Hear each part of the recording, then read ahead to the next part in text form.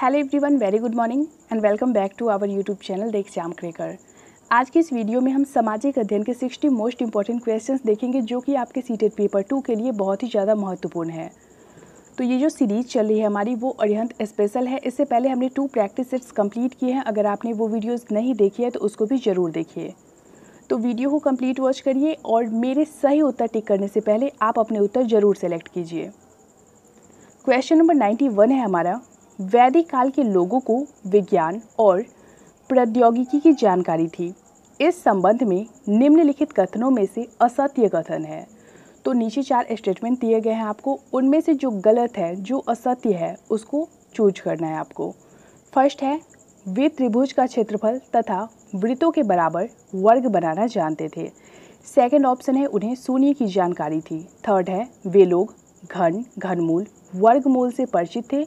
And fourth option है, उन्हें ग्रहों, नक्षत्रों आदि की जानकारी नहीं थी।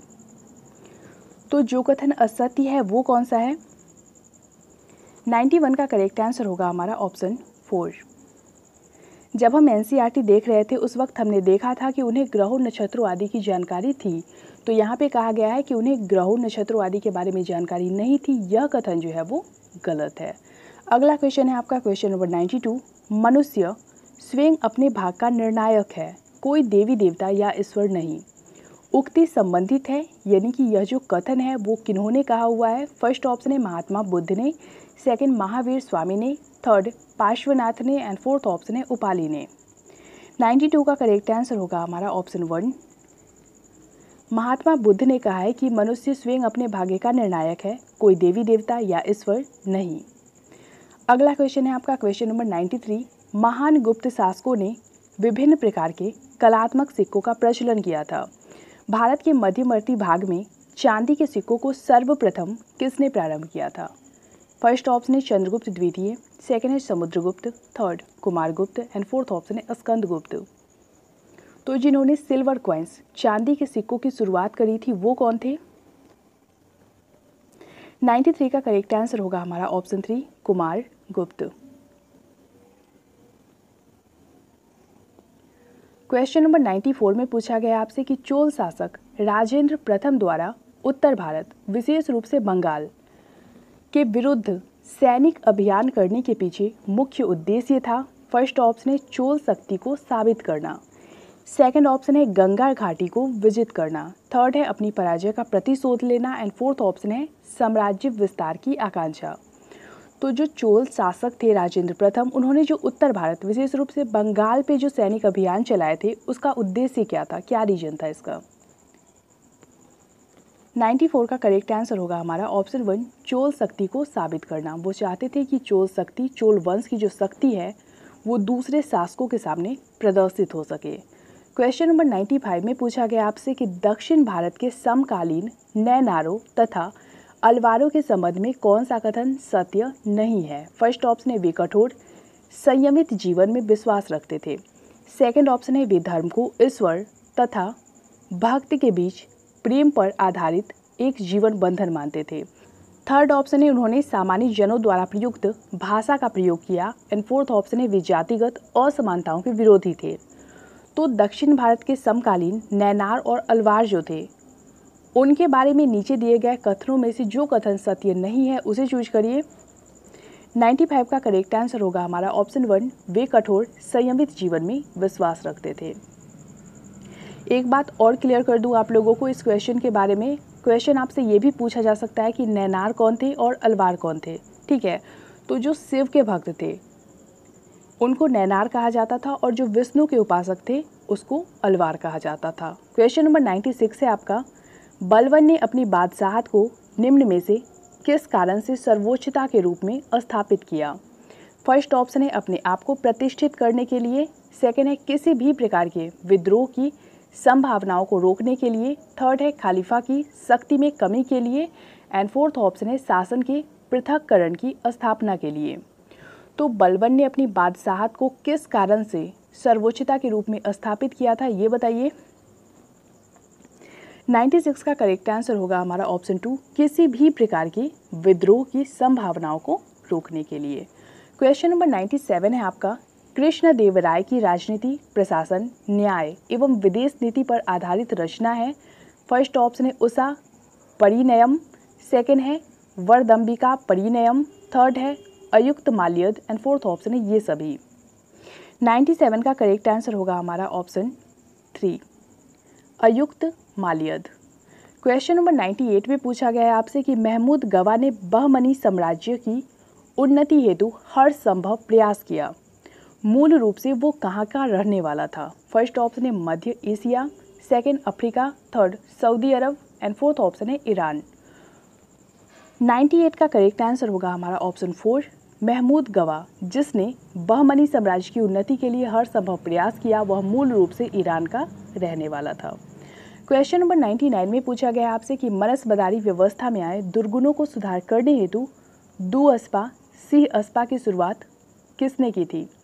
फर्स्ट ऑप्शन है Akbar, second Jahangir, third Shahjahan and fourth option है औरंगजेब।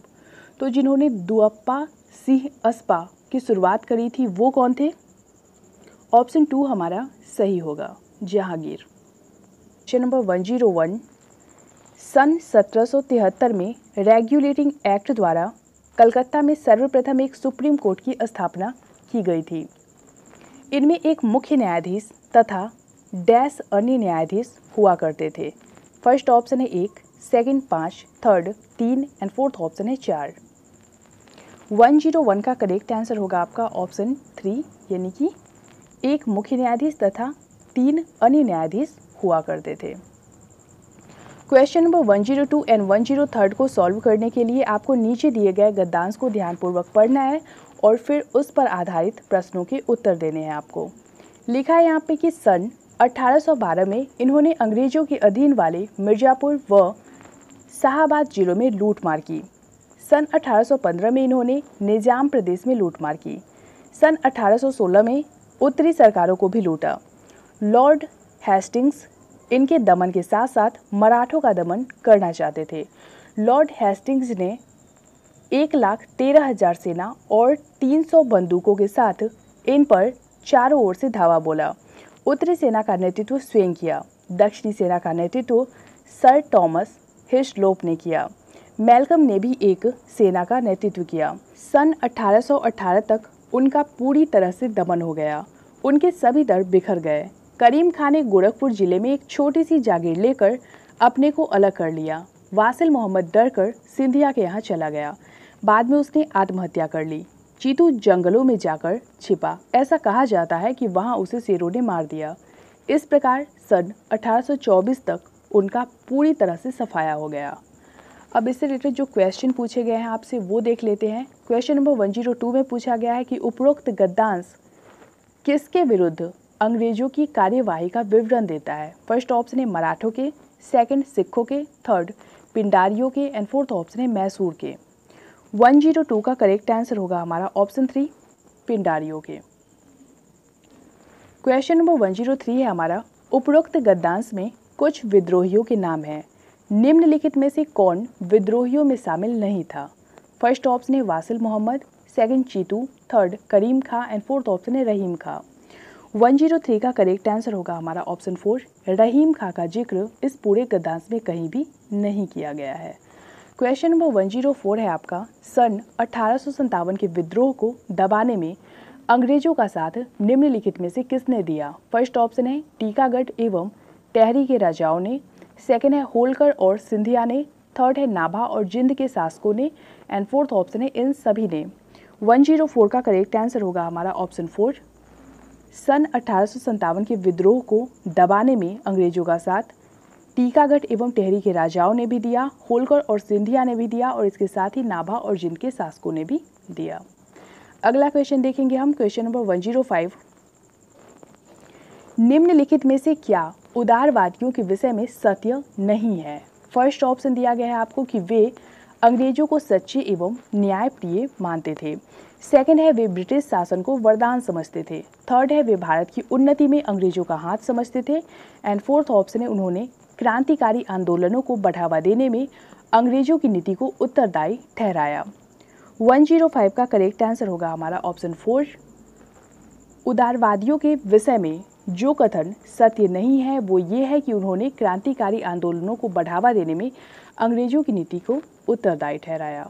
अगला क्वेश्चन है आपका क्वेश्चन नंबर 106। तीव्र शहरीकरण के दुष्परिणाम नहीं है। फर्स्ट ऑप्शन है वस्तुओं की गुणवत्ता में कमी, सेकंड नैतिक मूल्यों में परिवर्तन, थर्ड प्राकृतिक प्रश्रय स्थलों का विकास एंड फोर्थ ऑप्शन है आवश्यक आधारभूत सुविधाओं में कमी। 106 का करेक्ट आंसर होगा हमारा ऑप्शन 3 प्राकृतिक प्रश्रय स्थलों का विकास। क्वेश्चन नंबर 107 है आपका, पृथ्वी पर ताज़ा जल सर्वाधिक मात्रा में कहाँ पाया जाता है। फर्स्ट ऑप्शन है महासागरों में, सेकंड है बर्फटोप तथा हिमनदों में, थर्ड है जलभर में एंड फोर्थ ऑप्शन है सतही जल में। 107 का करेक्ट आंसर होगा हमारा ऑप्शन 2 बर्फटोप तथा हिमनदों में। क्वेश्चन नंबर 108 है हमारा, निम्नलिखित कथनों पर विचार कीजिए। पहला कथन है राजस्थान में मैंगनीज अयस्क की खानें बंसवाड़ा तथा उदयपुर में पाई जाती है। सेकंड है आंध्र प्रदेश में मैंगनीज अयस्क विशाखापत्तनम में पाया जाता है। उपरोक्त कथनों में से कौन सा या फिर कौन से सही है। फर्स्ट ऑप्शन है केवल 1, सेकंड केवल 2, थर्ड 1 एंड 2 दोनों एंड फोर्थ ऑप्शन है ना ही 1 और ना ही 2। 108 का करेक्ट आंसर होगा हमारा ऑप्शन 3 1 एंड 2 दोनों। क्वेश्चन नंबर 109 है, यह मोटर वाहन उद्योग और लोहा एवं इस्पात उद्योग से जुड़ा है क्योंकि यह लोहे व इस्पात का इस्तेमाल करता है। यहाँ का मोटर वाहन उद्योग संसार के अग्रणी उद्योगों में से एक है। यह कथन संबंधित है फर्स्ट ऑप्शन है डेट्रॉयट से, सेकंड ओसाका से, थर्ड अहमदाबाद से एंड फोर्थ ऑप्शन है जमशेदपुर से। 109 का करेक्ट आंसर होगा हमारा ऑप्शन 1 डेट्रॉयट से। क्वेश्चन नंबर 110 है हमारा, जो पर्वत श्रेणी शेष अन्य से भिन्न है वह है। फर्स्ट ऑप्शन है आल्प्स, सेकंड है एंडीज, थर्ड है अल्पेशियन एंड फोर्थ ऑप्शन है हिमालय। 110 का करेक्ट आंसर होगा हमारा ऑप्शन 3 अल्पेशियन। क्वेश्चन नंबर 111 में पूछा गया आपसे कि निम्नलिखित में से अगारिया समुदाय कौन सा है। फर्स्ट ऑप्शन है आंध्र प्रदेश का परंपरागत तारी निकालने वाला समुदाय, सेकंड है महाराष्ट्र का परंपरागत मत्स्यन समुदाय, थर्ड है कर्नाटक का परंपरागत रेशम बुनकर समुदाय एंड फोर्थ ऑप्शन है गुजरात का परंपरागत लवन पटल श्रमिक समुदाय। तो अगारिया समुदाय से रिलेटेड कौन है ये बताइए। 111 का करेक्ट आंसर होगा हमारा ऑप्शन 4 गुजरात का परंपरागत लवन पटल श्रमिक समुदाय। क्वेश्चन नंबर 112 है, नर्मदा नदी के संबंध में कौन सा कथन असत्य है। फर्स्ट ऑप्शन है इसका निकास अमरकंटक से होता है, सेकंड है इस नदी के तट पर महाकालेश्वर मंदिर है, थर्ड है यह मार्बल रॉक्स के समूह के बीच में बहती है एंड फोर्थ ऑप्शन है सरदार सरोवर बांध इसी नदी पर बनाया गया है। 112 का करेक्ट आंसर होगा हमारा ऑप्शन 2 इस नदी के तट पर महाकालेश्वर मंदिर। तो महाकालेश्वर मंदिर जो है वो शिप्रा नदी के तट पर अवस्थित है, इसलिए ऑप्शन 2 जो है वह कथन नर्मदा नदी के संबंध में गलत है। अगला क्वेश्चन है आपका क्वेश्चन नंबर 113, पेंटागोनिया मरुस्थल अवस्थित है। फर्स्ट ऑप्शन है मैक्सिको में, सेकंड है अर्जेंटीना में, थर्ड है सूडान में एंड फोर्थ ऑप्शन है अमेरिका में। 113 का करेक्ट आंसर होगा हमारा ऑप्शन 2 अर्जेंटीना में। क्वेश्चन नंबर 114 है आपका, कौन सा देश भारत के साथ सबसे लंबी सीमा साझा करता है। फर्स्ट ऑप्शन है बांग्लादेश, सेकंड चीन, third Nepal and fourth option है पाकिस्तान। 114 का करेक्ट आंसर होगा हमारा ऑप्शन 1 बांग्लादेश। क्वेश्चन नंबर 115 है हमारा, भारत का संविधान गणतंत्रीय है क्योंकि वह फर्स्ट ऑप्शन है वयस्क मताधिकार का उपबंध करता है, सेकंड है मूल अधिकारों का समावेश करता है, थर्ड है कोई वंशागत तत्व नहीं रखता है एंड फोर्थ ऑप्शन है एक निर्वाचित सांसद का उपबंध करता है। 115 का करेक्ट आंसर होगा हमारा ऑप्शन 4 एक निर्वाचित संसद का उपबंध करता है। अगला क्वेश्चन है आपका क्वेश्चन नंबर 116, भारत में रहने वाला ब्रिटिश नागरिक दावा नहीं कर सकता। फर्स्ट ऑप्शन है विधि के समक्ष समता के अधिकार का, सेकंड है जीवन और व्यक्तिगत स्वतंत्रता की सुरक्षा के अधिकार का, थर्ड है व्यापार और व्यवसाय की स्वतंत्रता के अधिकार का एंड फोर्थ ऑप्शन है धर्म की स्वतंत्रता के अधिकार का। 116 का करेक्ट आंसर होगा हमारा ऑप्शन 3 व्यापार और व्यवसाय की स्वतंत्रता के अधिकार का। अगला क्वेश्चन देखेंगे, क्वेश्चन नंबर 117, मंत्रिपरिषद डैश के प्रसाद पर्यंत पदासीन रहता है। फर्स्ट ऑप्शन है राष्ट्रपति के, सेकंड लोकसभा के, थर्ड प्रधानमंत्री के एंड फोर्थ ऑप्शन है राज्यसभा के। 117 का करेक्ट आंसर होगा हमारा ऑप्शन 2, मंत्रिपरिषद लोकसभा के प्रसाद पर्यंत पदासीन रहता है। क्वेश्चन नंबर 118 में पूछा गया है कि यदि किसी राज्य विधान परिषद का सभापति अपने पद से त्यागपत्र देना चाहे तो वह अपना त्यागपत्र किसको देगा। फर्स्ट ऑप्शन है मुख्यमंत्री को, सेकंड राज्यपाल को, थर्ड प्रधानमंत्री को एंड फोर्थ ऑप्शन है राष्ट्रपति को। 118 का करेक्ट आंसर होगा हमारा ऑप्शन 2, राज्यपाल को। क्वेश्चन नंबर 119 है आपका, पंचायती राज व्यवस्था की संरचना किस स्तर पर आधारित है। फर्स्ट ऑप्शन है गांव, जिला एवं राज्य, सेकंड है गांव, तहसील एवं राज्य, थर्ड है गांव, प्रखंड और जिला एंड फोर्थ ऑप्शन है गांव, अंचल एवं राज्य। यह क्वेश्चन सीटेट में 2 टाइम्स पूछ चुका है तो इसको ध्यान में रखिएगा। करेक्ट आंसर होगा हमारा ऑप्शन 3, गांव, प्रखंड और जिला। क्वेश्चन नंबर 120, निम्नलिखित में से कौन सा सामान्यतया मूल उद्योगों में नहीं आता है। फर्स्ट ऑप्शन है आपका खान एवं धातु कर्म उद्योग, सेकंड है प्रतिरक्षा उद्योग, थर्ड है मशीनरी उद्योग एंड फोर्थ ऑप्शन है लघु वाहन उद्योग। 120 का करेक्ट आंसर होगा हमारा ऑप्शन 4, लघु वाहन उद्योग मूल उद्योगों में सामान्यतः नहीं आता है। क्वेश्चन नंबर 121 में हम देखेंगे कोटा क्या है। फर्स्ट ऑप्शन है आयात में लगाए गए कर, सेकंड है पूंजीगत पदार्थों का आयात, थर्ड है आयात की मात्रा की सीमा एंड फोर्थ ऑप्शन है निर्यात की मात्रा की सीमा। तो कोटा किसको कहते हैं, वो क्या है। 121 का करेक्ट आंसर होगा आपका ऑप्शन 3, आयात की मात्रा की सीमा को कोटा कहते हैं।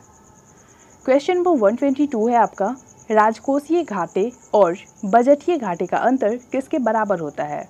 फर्स्ट ऑप्शन है राजस्व घाटा, सेकंड है सार्वजनिक ऋण, थर्ड है मूल्यह्रास एंड फोर्थ ऑप्शन है प्राथमिक घाटा। 122 का करेक्ट आंसर होगा हमारा ऑप्शन 2, बजटीय घाटे और राजकोषीय घाटे के बीच जो अंतर होता है वो सार्वजनिक ऋण के बराबर होता है। क्वेश्चन नंबर 123 है आपका, भारत में मुद्रास्फीति मापी जाती है। फर्स्ट ऑप्शन है थोक मूल्य सूचकांक द्वारा, सेकंड है शहरी गैर श्रमिकों के लिए उपभोक्ता मूल्य सूचकांक द्वारा, थर्ड है कृषि श्रमिकों के उपभोक्ता मूल्य सूचकांक द्वारा एंड फोर्थ ऑप्शन है राष्ट्रीय आय अवस्थिति के द्वारा। करेक्ट आंसर होगा 123 का हमारा ऑप्शन 1, भारत में मुद्रास्फीति थोक मूल्य सूचकांक के द्वारा मापी जाती है। क्वेश्चन नंबर 124 में पूछा गया है कि भारत का योजना आयोग, फिर 4 कथन दिए गए हैं, उन चारों स्टेटमेंट को देखते हुए आपको सही आंसर चूज करने हैं। फर्स्ट है 1950 में बनाया गया, सेकंड संवैधानिक निकाय है, थर्ड सलाहकारी निकाय है एंड फोर्थ सरकारी विभाग है। फर्स्ट ऑप्शन है आपका 1 एंड 2, सेकंड है 2 एंड थर्ड है 1 एंड 3 एंड फोर्थ ऑप्शन है केवल थर्ड। 124 का करेक्ट आंसर होगा हमारा option 3, 1 and third. Question number 125 है हमारा, गन मेटल का अयस्क है। फर्स्ट ऑप्शन है निकल, टीन और तांबा, सेकंड है तांबा, फास्फोरस और निकल, थर्ड है मैंगनीज, फास्फोरस और निकल एंड फोर्थ ऑप्शन है तांबा, टीन और जिंक। तो गन मेटल में जो अयस्क होते हैं वो क्या क्या होते हैं ये बताइए। 125 का करेक्ट आंसर होगा हमारा ऑप्शन 4, तांबा, टीन और जिंक। क्वेश्चन नंबर 126 है हमारा कि आजकल सड़क की रोशनी में पीले लैंप बहुत आयात में प्रयुक्त हो रहे हैं। इन लैंपों में निम्न में से किसका प्रयोग होता है। फर्स्ट ऑप्शन है sodium, second neon, third hydrogen and fourth option है नाइट्रोजन। तो सड़कों पे जो पीला लैंप यूज किया जाता है उन लैंपों में किस गैस का प्रयोग होता है ये बताना है आपको। 126 का करेक्ट आंसर होगा हमारा ऑप्शन 1, सोडियम। अगला क्वेश्चन है आपका क्वेश्चन नंबर 127, निम्नलिखित में से कौन सा युग्म सुमेलित नहीं है। फर्स्ट ऑप्शन है बछेंद्री पाल, पर्वतारोही, सेकंड है विंदेश्वरी पाठक, समाज सेवा, थर्ड है गिरिराज किशोर, साहित्यकार एंड फोर्थ ऑप्शन है सुंदरलाल बहुगुणा, संगीतकार। तो इन चारों को देखते हुए आपको ये बताना है कि कौन सा जोड़ा सही सुमेलित नहीं है। 127 का करेक्ट आंसर होगा हमारा ऑप्शन 4, सुंदरलाल बहुगुणा कोई संगीतकार नहीं थे बल्कि वो एक पर्यावरणविद थे जो कि चिपको आंदोलन से रिलेटेड है। अगला क्वेश्चन है हमारा क्वेश्चन नंबर 128, निम्नलिखित में से कौन सा एक राष्ट्रीय खेल दिवस पर दिए जाने वाले पुरस्कारों में नहीं है? फर्स्ट ऑप्शन है आपका राजीव खेल रत्न, सेकंड है अर्जुन पुरस्कार, थर्ड है ध्यानचंद पुरस्कार एंड फोर्थ ऑप्शन है विश्वामित्र पुरस्कार। तो इन चारों ऑप्शंस को देखते हुए आपको बताना है कि इन चारों अवार्ड्स में से कौन सा है जो खेल दिवस पर नहीं दिया जाता। 128 का करेक्ट आंसर होगा हमारा ऑप्शन 4 विश्वामित्र पुरस्कार। क्वेश्चन नंबर 129 में पूछा गया आपसे कि वर्ष 2012 को डैश वर्ष घोषित किया गया था। फर्स्ट ऑप्शन है इतिहास, सेकंड गणित, थर्ड भूगोल एंड फोर्थ ऑप्शन है विज्ञान। 129 का करेक्ट आंसर होगा हमारा ऑप्शन 2 वर्ष 2012 को गणित वर्ष घोषित किया गया था। क्वेश्चन नंबर 130 है हमारा, पारिस्थितिकी विकास की प्रमुख अवधारणा है। फर्स्ट ऑप्शन है संतुलित पारिस्थितिकी विकास, सेकंड है समन्वित पारिस्थितिकी विकास, थर्ड है सतत पारिस्थितिकी विकास एंड फोर्थ ऑप्शन है ये सभी। 130 का करेक्ट आंसर होगा हमारा ऑप्शन 1 संतुलित पारिस्थितिकी विकास। अगला क्वेश्चन है आपका क्वेश्चन नंबर 131, प्रारंभिक जैन धर्म का इतिहास किस ग्रंथ में मिलता है? फर्स्ट ऑप्शन है भगवती में, सेकंड कल्प में, थर्ड परिशिष्ट पवर्ण में एंड फोर्थ ऑप्शन है इन सभी में। 131 का करेक्ट आंसर होगा हमारा ऑप्शन 4 इन सभी में। क्वेश्चन नंबर 132 है आपका, कौटिल्य के अर्थशास्त्र में उल्लिखित संस्था शब्द का संबंध है। फर्स्ट है वित्तीय प्रशासन से, सेकंड है गुप्तचर व्यवस्था से, थर्ड है न्याय प्रशासन से एंड फोर्थ ऑप्शन है कर व्यवस्था से। तो संस्था किससे रिलेटेड है ये बताना है आपको अर्थशास्त्र के अकॉर्डिंग। करेक्ट आंसर होगा 132 का हमारा ऑप्शन 2 गुप्तचर व्यवस्था से। क्वेश्चन नंबर 133 है आपका, बुद्ध ने किसकी इच्छा को ध्यान में रखकर स्त्रियों को संघ में प्रवेश की अनुमति दी थी? फर्स्ट ऑप्शन है Prajapati Gautami, second Maya, third Amrapali and fourth option है यशोधरा। तो बुद्ध ने जिसकी इच्छा को ध्यान में रखकर स्त्रियों को संघ में प्रवेश की अनुमति प्रदान करी थी वो थी option 1 Prajapati Gautami. Question number 134 में पूछा गया आपसे कि भारत में सूफी संप्रदाय के संस्थापक कौन थे? फर्स्ट ऑप्शन है ख्वाजा कुतुबुद्दीन बख्तियार काकी, सेकंड है शेख निजामुद्दीन औलिया, थर्ड है Khwaja Moinuddin Chishti and fourth option है शेख नसीर उद्दीन महमूद। 134 का करेक्ट आंसर होगा हमारा ऑप्शन 3 ख्वाजा मोइनुद्दीन चिश्ती। अगला क्वेश्चन है आपका क्वेश्चन नंबर 135, अंग्रेजों ने बम्बई को पुर्तगालियों से कब प्राप्त किया था? फर्स्ट ऑप्शन है सन 1662 में, सेकंड है सन 1612 में, थर्ड है सन 1600 में एंड फोर्थ ऑप्शन है सन 1545 में। 135 का करेक्ट आंसर होगा हमारा ऑप्शन 1 सन 1662 में। अगला क्वेश्चन देखेंगे क्वेश्चन नंबर 136, जिस शैक्षिक योजना के अंतर्गत सत्र पर्यंत चलने वाली प्रक्रिया का ब्यौरा होता है वह है, फर्स्ट है दैनिक पाठ योजना, सेकंड है वार्षिक योजना, थर्ड है इकाई योजना एंड फोर्थ ऑप्शन है इनमें से कोई नहीं। तो जिस शैक्षिक योजना के अंतर्गत सत्र पर्यंत चलने वाली प्रक्रिया का ब्यौरा लिया जाता है वो कौन सा है? 136 का करेक्ट आंसर होगा हमारा ऑप्शन 2 वार्षिक योजना। क्वेश्चन नंबर 137 है आपका, सामाजिक अध्ययन में बालकों को अवसर मिलता है। फर्स्ट ऑप्शन है कल्पना तथा स्मरण शक्ति के विकास का, सेकंड है तर्क शक्ति के विकास का, थर्ड है निर्णय शक्ति के विकास का एंड फोर्थ ऑप्शन है ये सभी। तो सामाजिक अध्ययन के द्वारा बालकों में कल्पना तथा स्मरण शक्ति के विकास का भी अवसर मिलता है, तर्क शक्ति के विकास का भी अवसर मिलता है और इसके साथ ही निर्णय लेने की शक्ति के विकास का भी अवसर मिलता है। ऑप्शन 4 हमारा सही होगा।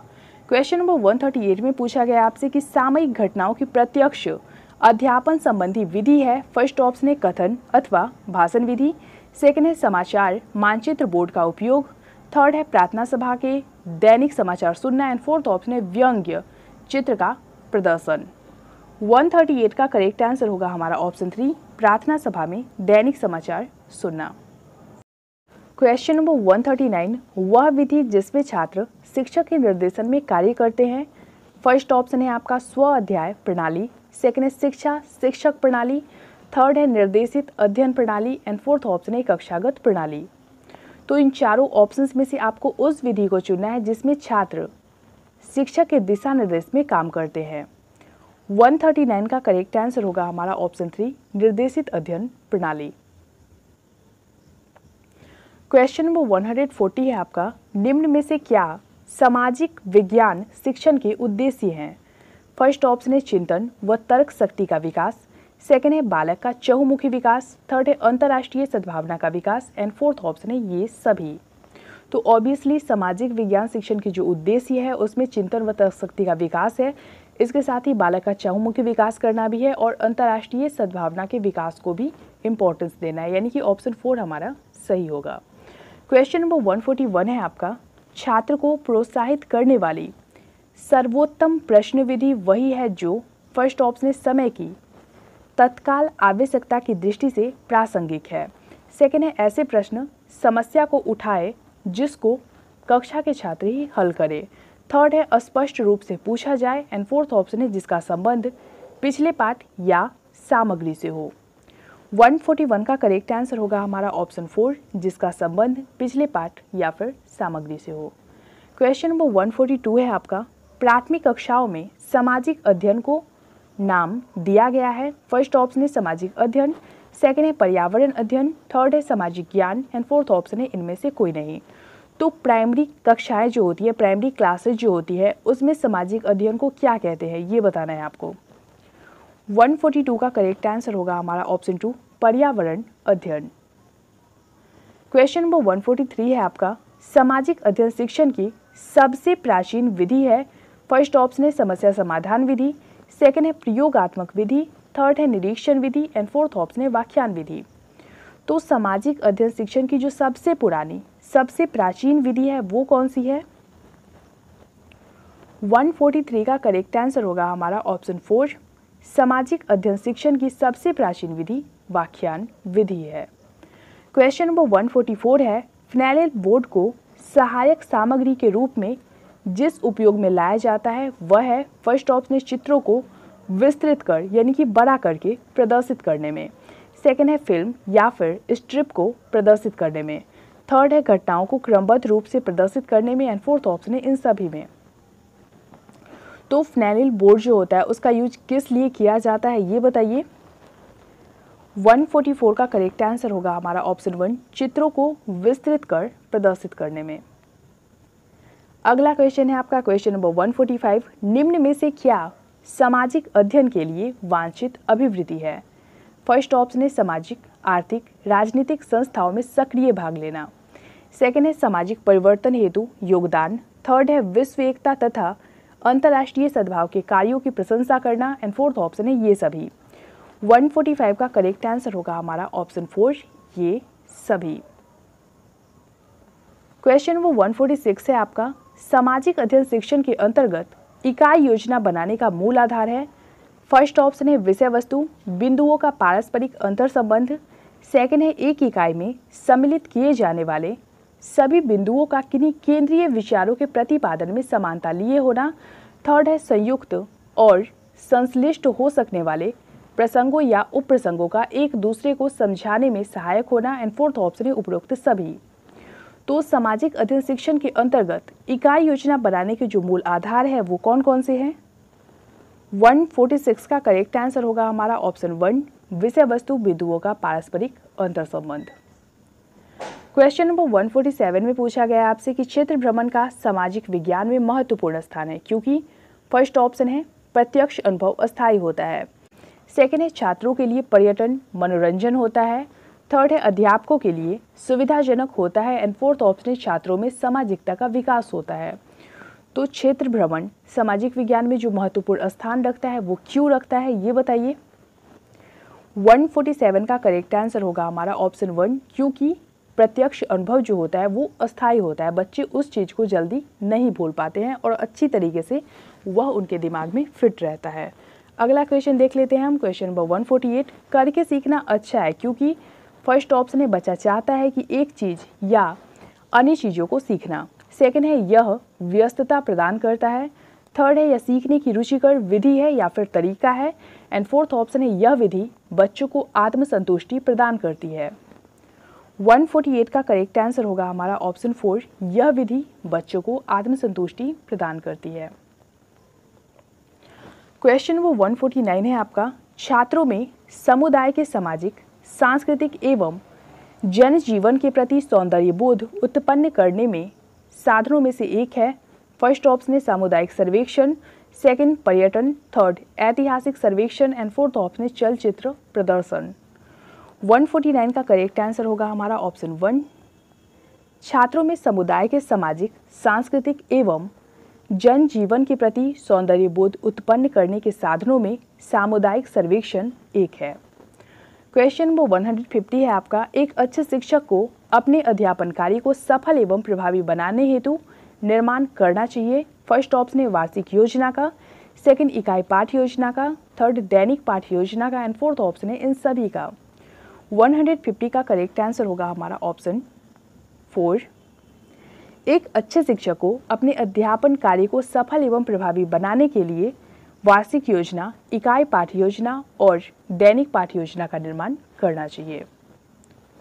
तो फ्रेंड्स, इस वीडियो में हमने एसएसटी के 60 मोस्ट इंपॉर्टेंट क्वेश्चंस देखे। आपको ये वीडियो कैसी लगी, लाइक कमेंट के थ्रू जरूर बताइए और शेयर भी जरूर करिए अपने फ्रेंड्स के साथ। मिलते हैं हमारे नए वीडियो में, तब तक के लिए पढ़ते रहिए, बढ़ते रहिए।